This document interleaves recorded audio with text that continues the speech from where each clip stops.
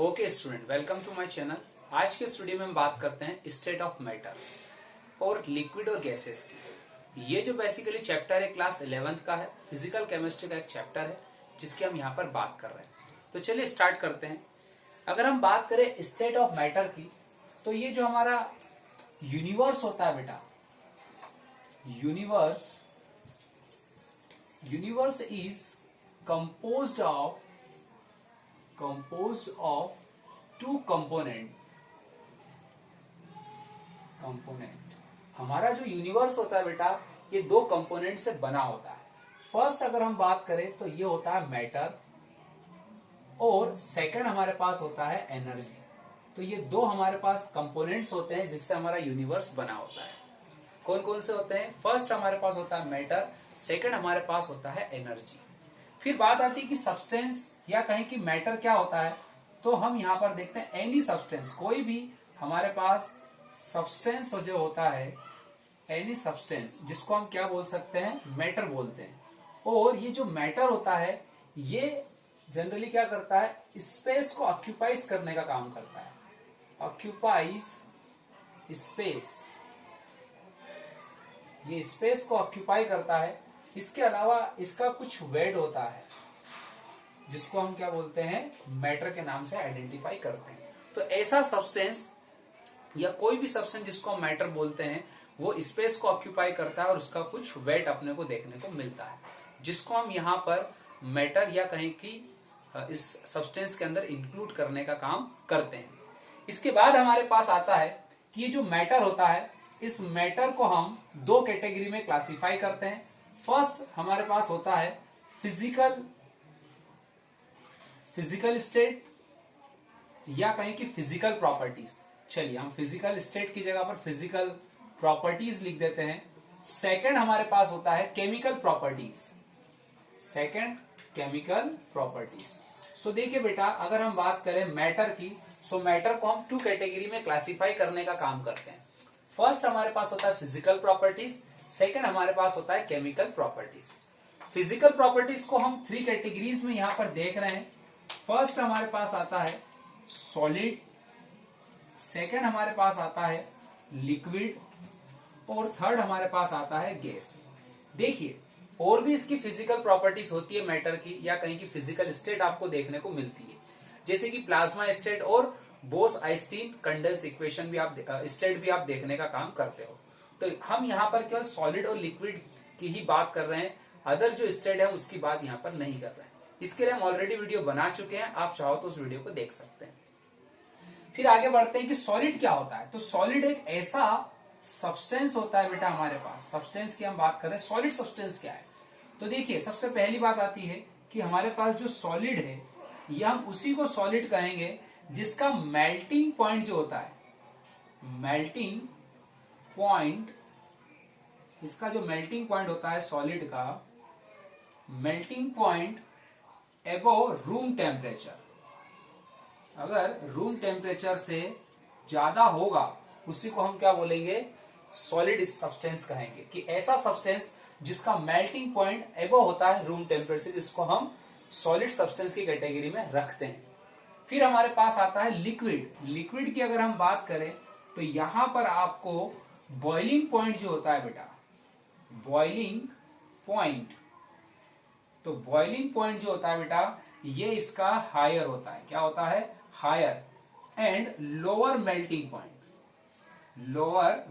Point किससे होता है? Than room temperature. किससे होता है ये?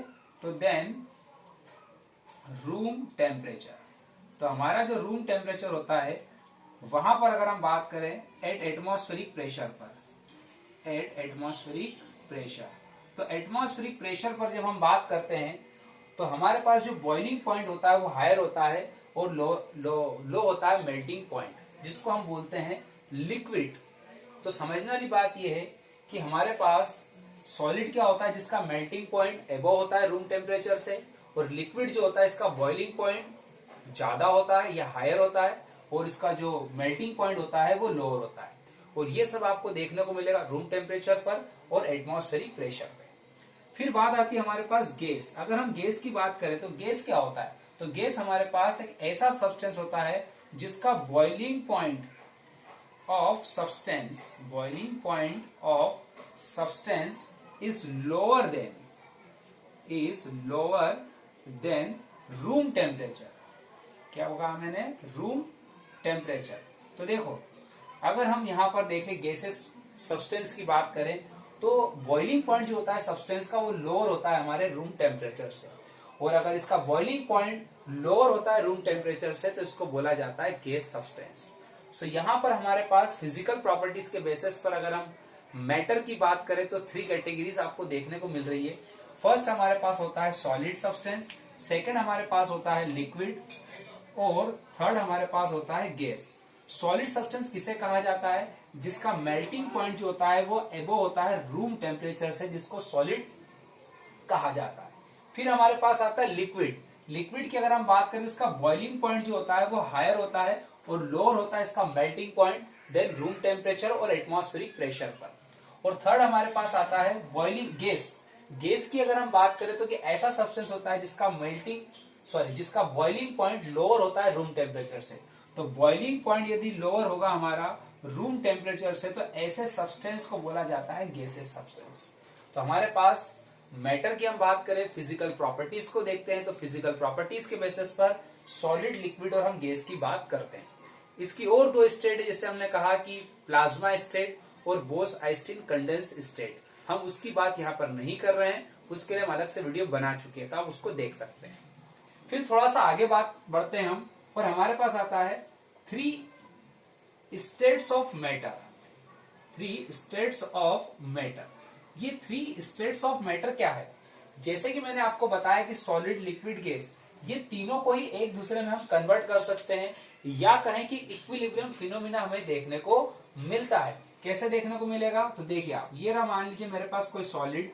जब मैं सॉलिड को टेम्परेचर प्रोवाइड करता हूं या हीट देता हूं तो ये लिक्विड में कन्वर्ट हो जाता है, और इसको और थोड़ा सा टेम्परेचर जब हम बढ़ा देते हैं तो ये कन्वर्ट हो जाते हैं गैस में।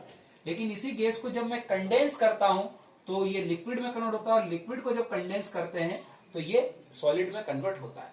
एग्जाम्पल के तौर पर यदि हम इसको देखें तो ये हमारे पास आइस था सॉलिड, और फिर हमारे पास आ जाता है वाटर, और फिर हम देखते हैं या कहें कि ये हमारे पास क्या होता है वाटर, और गैस की अगर हम बात करें तो इसको हम बोलते हैं वेपर। क्या बोलते हैं बेटा, वेपर्स। सो हमारे पास इस 3 स्टेट ऑफ मैटर देखने को मिलता है।